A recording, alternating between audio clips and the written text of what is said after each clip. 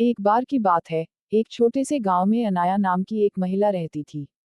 वह एक दयालु और अच्छी इंसान थी, जो हमेशा अपने और अपने परिवार के लिए अच्छी चीजें चाहती थी। अनाया के पास एक प्यारा पति और एक खूबसूरत बेटी थी, लेकिन उसकी सास, शांता, उसके प्रति बहुत अच्छी नहीं थी।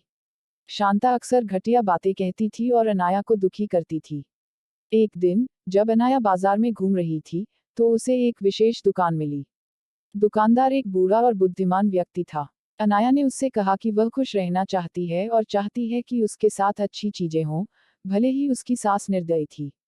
दुकानदार मुस्कुराया और उसे एक अनोखी साड़ी दिखाई। उन्होंने कहा कि यह जादुई साड़ी है और यह उसके जीवन में सौभाग्य और खुशियां लाएगा। अनाया ने जादुई साड़ी खरीदने का फैसला किया और तुरंत उसे पहन लिया। जब अनाया ने जादुई साड़ी पहनना शुरू किया तो चमत्कार हो गया। उसकी सास अनाया के साथ बुरा बर्ताव करने की बजाय उसके साथ प्यार और सम्मान से पेश आने लगी। अनाया बहुत खुश थी क्योंकि उसकी सास उसकी सबसे बड़ी समर्थक और सबसे अच्छी दोस्त बन गई थी। गांव के लोग इस बदलाव को देखकर आश्चर्यचकित रह गए। जादुई साड़ी की वजह से अनाया के परिवार में खुशियां आने लगी। गांव बहुत अच्छी जगह बन गया और अनाया का पति सफल हो गया। उनका घर हमेशा प्यार से भरा रहता था और सभी का आपस में मेल जोल रहता था। अनाया की बेटी एक प्यारे और देखभाल करने वाले घर में बड़ी हुई और वह बहुत खुश थी। जादुई साड़ी की कहानी दूर दूर तक फैल गई और लोगों को दया और क्षमा का महत्व सिखाया।